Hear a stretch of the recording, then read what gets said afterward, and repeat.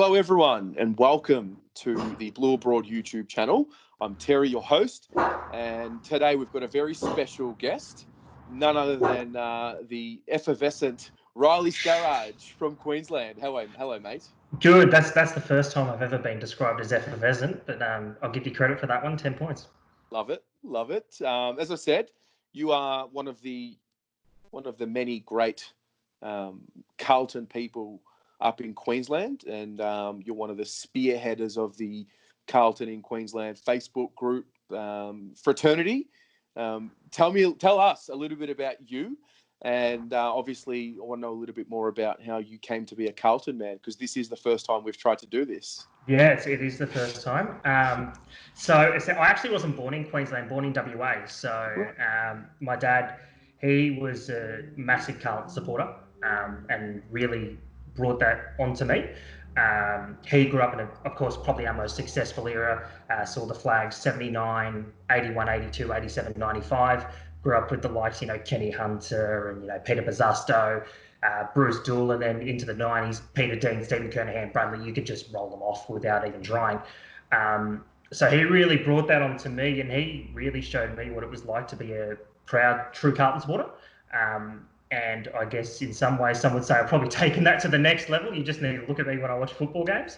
But yeah, I've never really lived in Melbourne much, actually. So only when I was 3 or 4, we lived in between like Ballarat and that. But grew up all my schooling life actually in Sydney. Moved up here at the end of my schooling. So I guess in that sense, it's been like blue abroad, not being around Royal Parade every day, but just as passionate as I can be. Yeah, no, I love it. And I really do enjoy talking to people who are not from Victoria, especially Carlton supporters, because I can relate. And we've had conversations about this before. I can relate to not being in the, I guess Australia is the footy bubble, but really Melbourne and Victoria is the footy bubble. And we've obviously had many conversations about many things, whether it's membership or the Victorian bias and things like that. Give me a high level summary of what it's like to be an interstate fan, and I guess the positives and the negatives. I guess I almost split it into two separate eras in a sense. So when I was growing up, I grew up outer suburbs, Western Sydney. You either supported the NRL, you supported the Swans, if you're an AFL fan, maybe Collingwood, or you didn't like sport.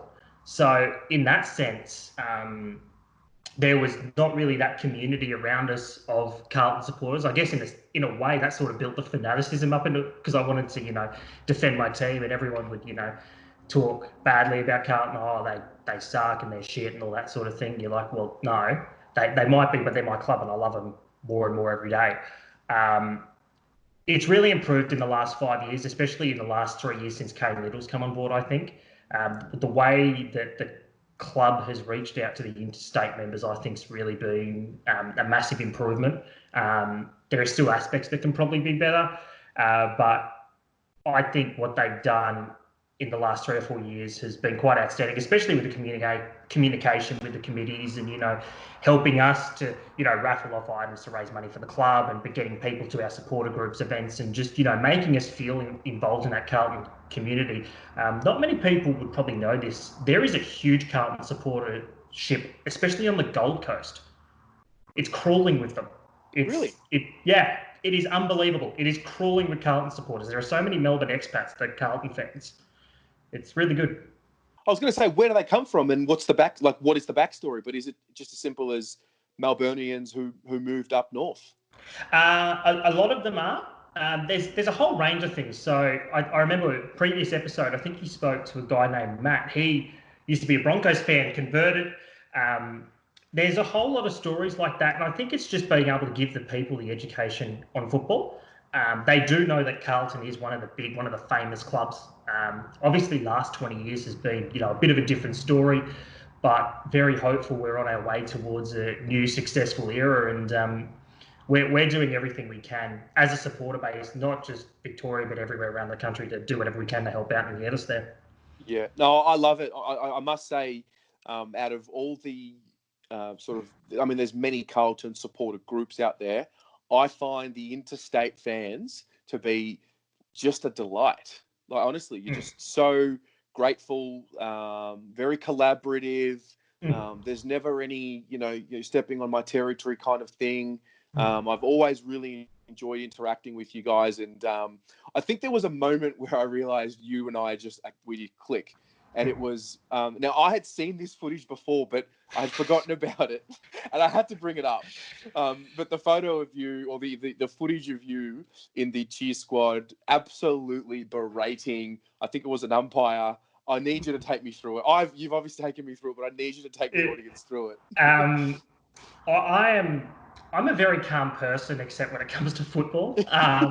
Most people would know me, would attest that. But round 1, 2018, I think it was one of the best first 15 minutes you're ever going to see from Carlton, and we're all up and about, and saying Ninthman and go back to Liquorland on Bridge Street and that sort of thing. Richmond are calling back. A horrible decision. Second quarter, Jack Silvani, I think it was Dylan Grimes, dropped the ball. Then he drop kicked it through for a point from about 5 metres out in the goal square. I might have given some sound advice and the use of my digits on my hand to show what I really thought of it. But yes, it was good footage. Good footage, that was. No, it's great. I've never forget when you re-showed it to me. I was like, oh my God, I remember that when it happened. And you're right. Like, I'm very much the same. I'm very chilled. I don't have time for drama or whatever. I like to chill out. But when the footy's on and they're not doing what they're meant to be doing, and obviously you've seen, you've been one of the very early adopters of the Blue Abroad channel, so you've seen all the emotions up and down. It brings out something within that I like. It's literally, it's like nothing else. There's nothing out there that brings that out of me. Yeah. And I can only assume that's the same for you. Oh, no doubt. I think they talk about sport.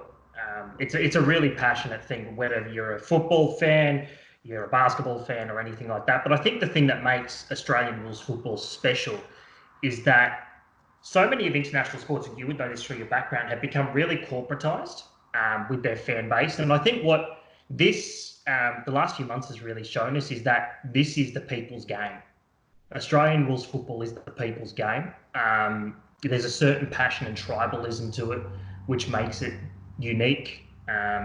There's a level of corporate, and there needs to always be a level of corporate, but it's something so special, whether you play, whether you're a supporter, whether you work in the media. They talk about the AFL industry meaning so much to so many people, and you can see why, especially, what's transpired so far in 2020. Yeah, 100%. 100%. I do need to take you back again because I forgot to ask you, but I'm very interested to know, what is your very earliest memory of Carlton? A piece of foot, whatever it was, whether you can remember being at a game, whatever it was. Do you have that memory? Earliest memory? Yeah. So I was born in 97, so I don't really remember 1999, unfortunately, as much as I want to. Don't remember maybe little bits of 2000, but the first memory that really sticks out, round 3, 2001, played the Bombers, Friday night football at the MCG. Wasn't there, but watching it with family. No Koutafidis, no Silvani. And I think no Bradley as well, from memory. Bombers just came off the 21-win season, won the flag, raging favourites, and we come out and do them by 3 goals. And that was a real moment within me as a 4-year-old that you really think of as like, yeah, that was pretty special. You ask my parents, they might say my first memory was bawling my eyes out at Waverley because I wanted to go home on Craig Bradley's 300th at halftime, which in hindsight was a terrible decision, but I was 2 years old, so I can't blame myself for that. Yeah, I love that. I love how you described the round, the night, the venue. I do. I really, really enjoy that. My earliest memory is just a moment. I just remember being at Optus Oval watching us play St Kilda. Couldn't tell you what year it was, but I was roughly 4 or 5 years old. And I think it's the same as everyone. When you first watch, experience, support the emotion and the exhilaration of the game. It's a drug. It's such a fast-paced game mixed in with this. It's like a coliseum that we play on, and it's like a war that's fast-paced. There's something happening all the time. It's not a barbaric sport, but compared to some others, it is looked at as pretty barbaric. But we kind of like that because the violence is something that humans enjoy. I think, and that brings up the debate of, has footy gone soft and whatnot. I guess I was born in 91, so we're not too different in our experiences of following Carlton. I want to hear about the other side of the equation. Can you recollect the worst moment, memory, flat point? And there's been so many for you and I, but is there one in particular that just sticks out to you and it's just, ugh? There's been a few. So there's so many. there's been a few. So obviously, we grew up in the salary cap scandal. I really did as a kid. The first thing, you solid memories is salary cap scandal, and we became the retirement factory for a while. Probably the most heartbreaking memory as a Carlton supporter, the elimination final 2010, played Sydney side. I'd never seen Carlton beat Sydney. In fact, out of all the games I've been to, and I've been to so many, I've only seen us win live 4 times. What? Yeah. I'm bad juju's, man. Oh my! Wait, how many games have you been to? Sorry to interrupt. I've got to just touch on that. I normally went to at least probably 2 a year. Yeah. Because normally try to get to Melbourne, or at least every one we'd go to in Sydney, and you'd occasionally travel further up and down, that sort of thing. So I've been to quite a few. For 4 wins. For 4 wins. I've been there, as I was saying, back to the memory though. In the crowd, elimination final. Now that was actually probably one of the best games I've ever been to. For those who don't remember it, Sydney got out of the blocks, 4-goal lead at halftime. And I think both of our favourite players, or in our top 3, is probably Chris Judd, who tore the game apart in the 3rd quarter. And started last, I reckon we had 4 chances to kill it. Simpson just missed a shot from 58. Judd on the run just missed one from 25 out. Sydney kept crawling back. Ended up winning by 5 points. I cried for 5 hours. Wow. I had Carlton supporters consoling me walking out of the stadium as a 13-year-old bawling my eyes out. That was hard because I guess I'm hopeful. I'm a hopeful person as a football supporter, and I guess walking in there, I'm like thinking, today's going to be our day. It's going to be a big win, and just to fall that short, as good as the game was, and it was a brilliant game, losing by that. But you know what? It made the memory the next year when I watched Chris Judd have the greatest game he ever played for Carlton live, all the sweeter. Absolutely, mate. Absolutely. Yeah, I talk about this with most of the people that come onto this particular segment. I'm probably still in disbelief at how Murphy, Gibbs, Cruiser, number 1 draft picks, Judd, the surge up, finals defeats, and then we win the final in 11. It's like, did we really go through all of that for a window that was of 3 years, which we only really won one? Like, is that really how it works? I remember at that time thinking, it's our time. We've got the number 1 draft picks. It's the league can all get fucked because it's our time, and this is how it's going to be. And I'm still kind of in disbelief that we've had to go through another rebuild. That's a very good point, and it's a valid point because 2011 to me was the year we missed our opportunity. We could have pinched that flag, and it wouldn't have been a dominant win, but we could have pinched it. West Coast were vulnerable. Geelong, they won the flag, but we matched up very well. And I think Collingwood, they were going through their own tribulations at the time, and you never know what could happen in a grand final. We played brilliant football in 2011. We played brilliant football for the first 6 rounds of 2012 as well, but it wasn't to be. The club went in a direction which, in hindsight, we wouldn't have gone in.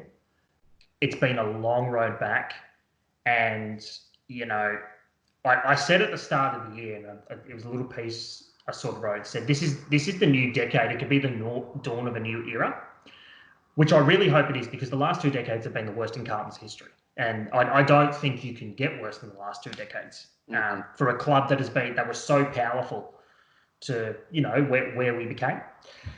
So that's the hope that it's the new dawn, but we still got a way to go. But I've got a hope and optimism that we're going to get there.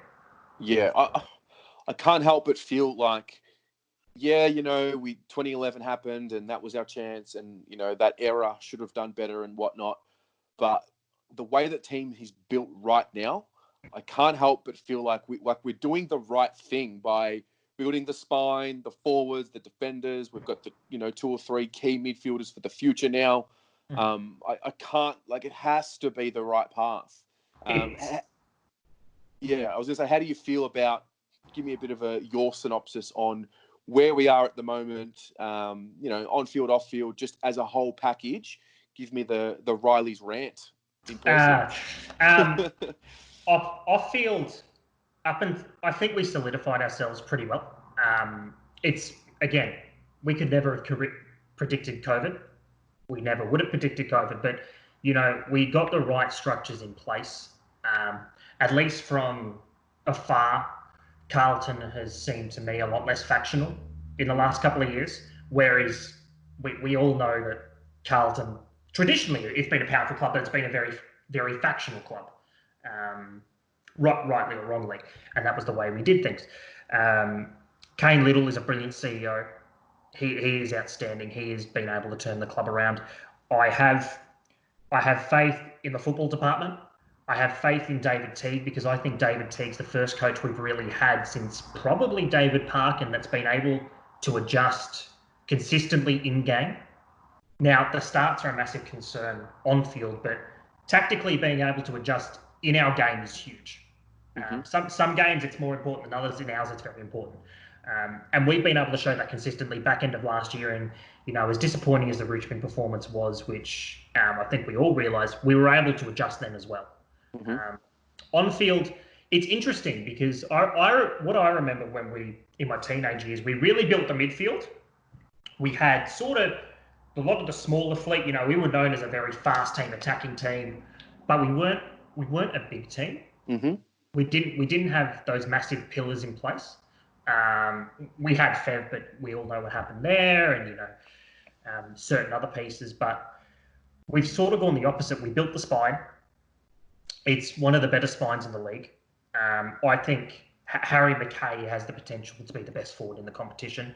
I have a massive amount of faith in him if he gets his body right. I think the application's there. I think he's learnt quite well what it's like to be an AFL player.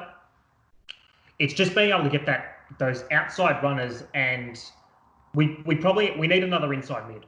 We need another really good inside mid to, be able to share the load with Cripps, and then being able to spread those players who probably play a little bit more inside than we want to, start getting to the outside. Let Sam Walsh really use his pace.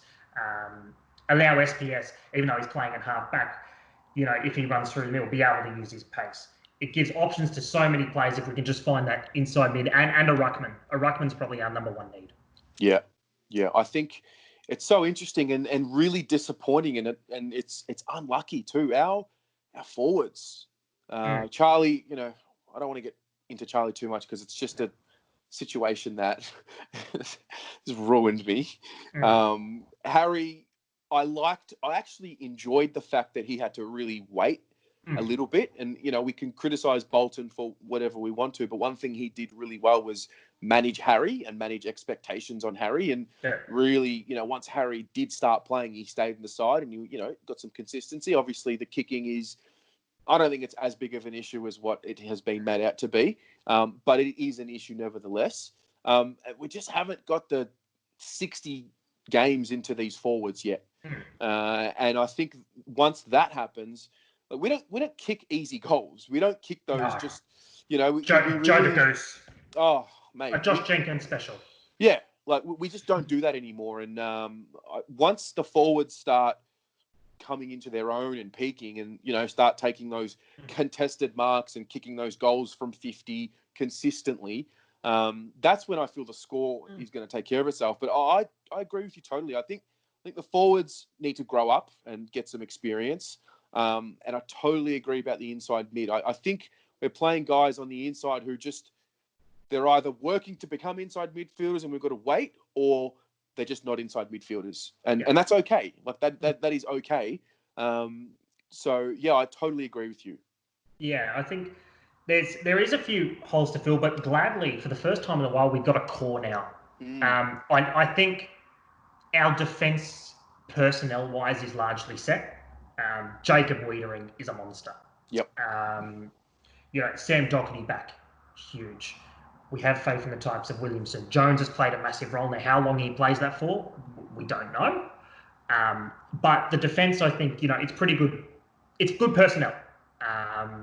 They need to work on some things in terms of communications, and probably still aspects of the way they zone off, just from watching from afar, needs sometimes a little bit of work. But, I'm not a football coach. I'm not instructing them. It's just what you can see.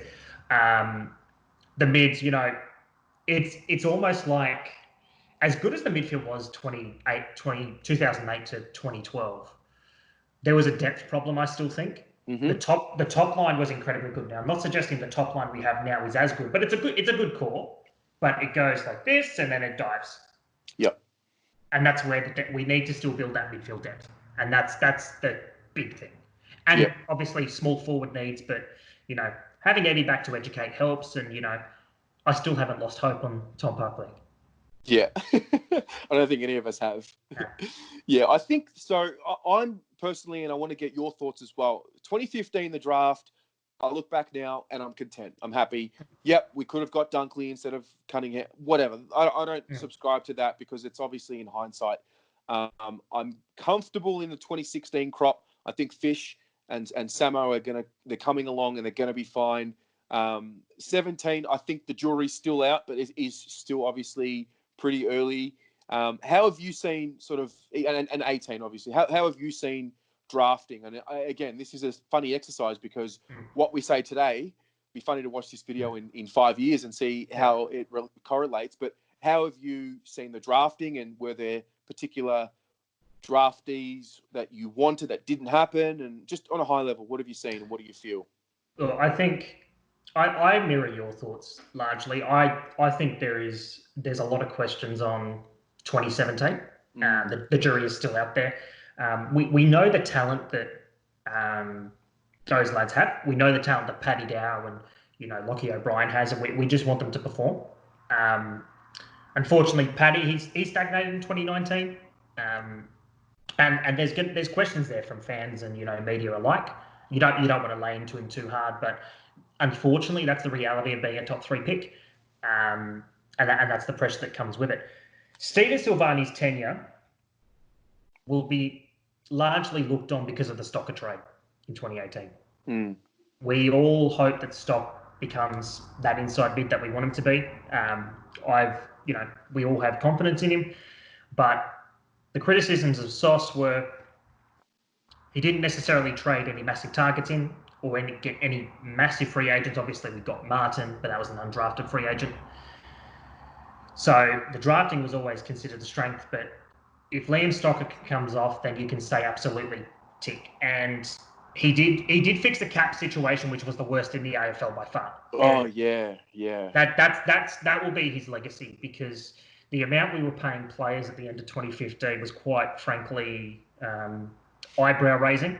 And in the space of 3 years, we're able to overspend on our cap. So that's a credit. Did we get the targets that we wanted to get to overspend the cap on? Well, that's the only people that know is within the 4 walls of Icon Park. But being able to clear that cap money to give us options is a massive asset. Yep. Yeah, for sure. What is your highlight as a Carlton supporter? I know there've been a few, obviously, just like the low lights, but what is your favourite memory? Favourite memory? I've got 2. Yep.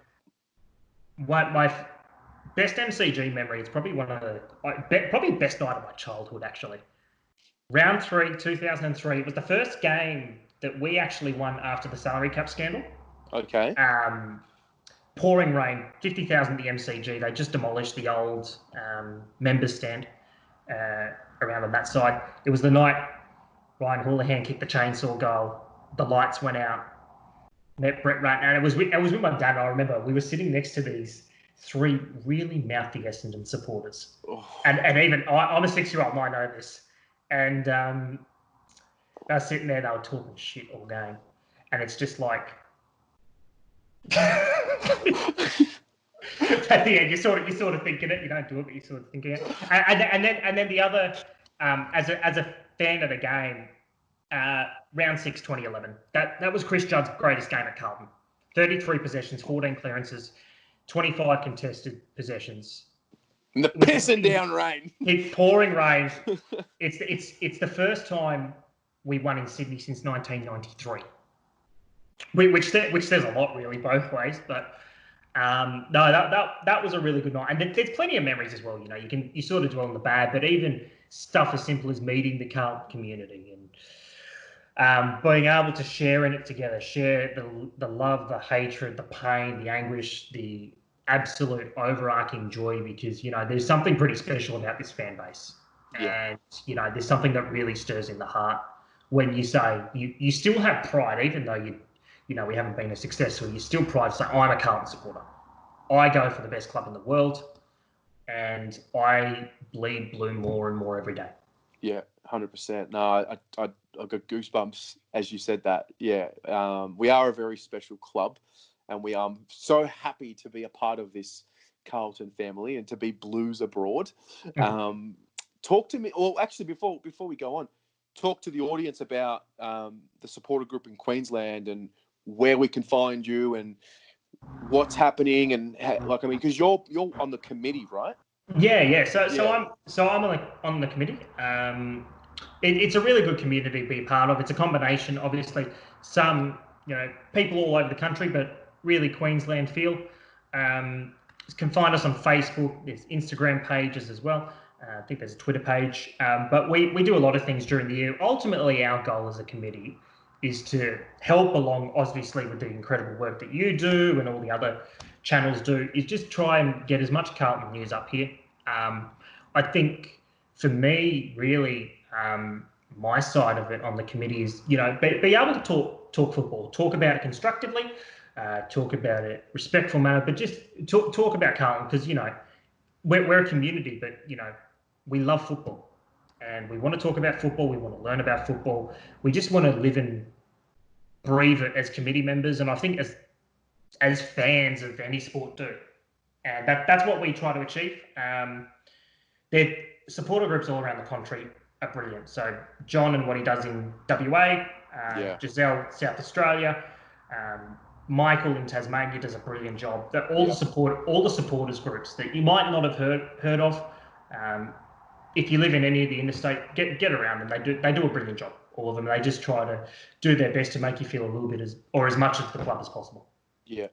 The plan for this year was to come to. I've never done a full season where I've gone to every game, and the plan this year was to do that. Obviously, that's been changed. What can I expect coming to Queensland for the Queensland game? Where are we going? What happens before? Can you run me through what happens up there? Depends which location. So Gold Coast, it's probably Gold Coast is probably the bigger game. You'll expect about 65% Carlton supporters when we play the Suns. Get out of here. Seriously. So normally there's a Emerald Golf Club across the road. We normally have our pre-game function. A couple of special guests, so whether it be assistant coaches like Cameron Bruce, we've had David Teague in the past, all the way to the Jeff Southbys of the world have come through. Normally be able to meet Kane and Mark and go over, special access to cheer squad tickets, and then it's the Gold Coast, mate. Oh, that's so cool. Okay, so the Emerald on the Gold Coast is the spot beforehand. That's where we do our function, and then we sort of split from there. So there's some people that don't come as part of the cheer squad, go sit general, but after the game we always have a drink and always have fun. Brisbane, normally there's a pub right across the road from the Gabba. So normally have our functions there, head into the city. The Gab has sort of been the Gabatoire, unfortunately, for Carlton in the last 7 years. Yeah. Haven't won there since 2013. So Is that right? yeah. So last game we won there, round 9, 2013. Yeah. Indigenous round actually. Okay. When we won there. Before that, we used to actually have pretty good form at the Gabba. Used to split about 50-50, but yeah, hopefully we'll reverse that trend because I'm from Brisbane, so it's a much easier way for me to get around, and you feel a lot more jovial when you win than you lose. Yeah, absolutely. No, that's great. I'm really looking forward to getting amongst it. Who knows when the crowds will be back? I think practically speaking, I can't see us going to the footy in 2020 just for the fact of we've locked down. Like, to put 60,000 people back into a stadium sitting next to each other, I just don't think it's going to happen. I hope I'm wrong. But I am so excited. And have you thought about, okay, we've had footy taken away from us, and that's terrible. But have you thought about how much more we're going to get back into the game in terms of the energy of the fans when we get to go back? Oh, no doubt. I think it's going to be electric, and I think that won't just be us; it'll be all clubs. Yeah. Which what I really hope is that as a sporting code, we sort of take a step back and we reassess who the stakeholders are. As I said, this is a people-driven game. We're not. None of the clubs have private ownership. The members are really the owners. You've got a board, but the members are the owners of the club, really. And I hope we just remember that, and be able to really embrace the fans. We all miss football. It's the greatest game in the world. To many people, it's a religion. To me, it's really a religion. Let's be honest. Sorry to all the religious people out there, but yeah, I can't wait. I can't wait, even if it's in a behind closed doors capacity, because it gives us something to look forward to talk about. I think the players largely want to play. I think everyone would love to see the footy back because it's interwoven so much into the fabric of this country. Wow, you've hit the nail on the head. It's literally part of who we are. It is part of our identity. I really do believe that. Our sport, we're a sporting country, but the footy, for me, and again, this could be skewed because I'm Victorian and Melburnian and blah, blah, blah, blah, blah, and Victorian bias, but yeah, it's definitely a part of my identity. And I agree. I don't care where they play. I honestly don't. I couldn't care less. Put them wherever they've got to go. Mate, round 1, I was watching, no crowd. I was watching it with the boys, and I was like dripping sweat. My heart rate was through the roof. It was just the best. And I remember watching it and subconsciously knowing deep down we're not getting around to, and this could be the last time that we watch them for a while. And I kind of treated it like a grand final. And so that could be good and that could be bad because you put so much emotional investment into that game. But where do you sit with hubs and I mean, I think you've just sort of touched on it there. You just wanted to see him play, but where do you sit on the scale of where they should play and what we should do moving forward? It's a tough one. I don't see the hubs being a permanent thing. I think that the doomsday scenario of 20 weeks, it won't happen. You see the trend of the way the virus has behaved. It has been consistently downhill. Now, you can talk about we're heading into winter and that sort of thing, but we do have our country's response by and large has been the benchmark of the world, really. We're lucky in the fact that we're isolated. We closed the borders relatively early. We made appropriate actions, and you can see that in the count. I think that the hubs are going to happen in some level. There's talk about there's going to be a player mutiny potentially in that. I don't subscribe to that. I mean, at the end of the day, and I've got sympathy for everyone because it's a very hard situation for everyone to be involved in, coaches, players. But I was reading today, there was an article in West Australia where the clubs were privately saying, well, this is a very similar situation to when a young kid gets drafted and has to go play interstate. They don't necessarily have those surroundings that they normally would. I think the players deep down want to play. They always said they wanted to play. And I think we can all. I've got respect for whatever decision any player makes in this. But I think at least to get the season started, the hubs are a definite. How long they last, they won't last the full year. No. I can't see that happening because as soon as interstate travel by planes allowed and the borders are open, they'll just go back to that. Yeah, exactly. I totally agree. Totally agree. All right, I'm going to fire a few questions at you to finish up. Go for On the it. spot. Favorite Carlton player of all time? Favorite Carlton player of all time? Mark Murphy. Oh, you're too good. I, Way too I, good. I love Murphy. My first heroes were Cooter and Brett Ratton and those guys, but Mark Murphy is, I think, from some supporters, gets a very unfair ride, and he has served our club incredibly. And just he's all class on and off the field, all class. Yeah, no, I'm obsessed. I love him. I love because he was for both of us. He was the first kid.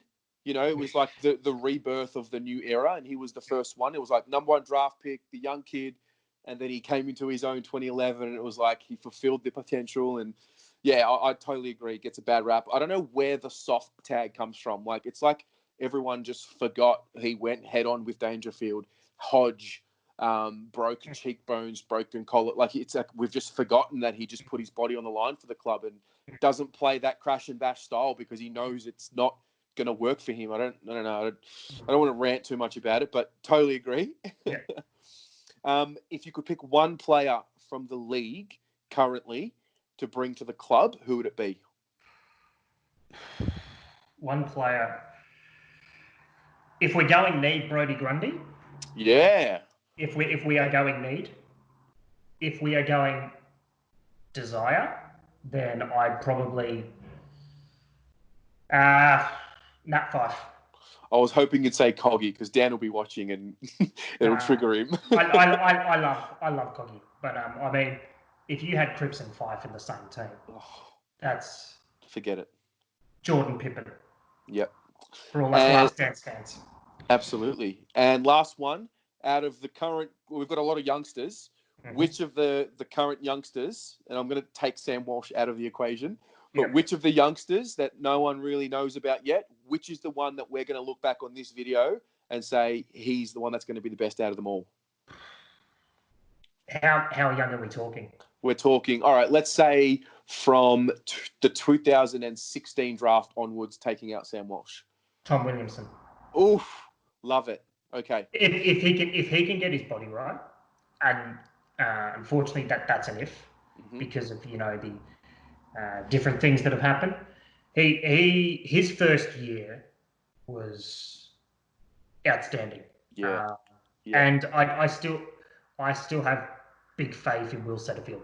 So they're the two. Williamson and Setterfield. Love it, mate. Well, it has been a pleasure. I'm glad we teed this up. Like I said to you, I was hoping to do this in person. So I was kind of waiting out a little bit, but such is the situation. And I thought no better time to reconnect and do this. And I'll always get you on for a video when I see you in Queensland as well. But thank you so much for your time. I really appreciate it. No worries. Great work, mate. Cheers. Thanks, mate. Go Blues. Go Blues.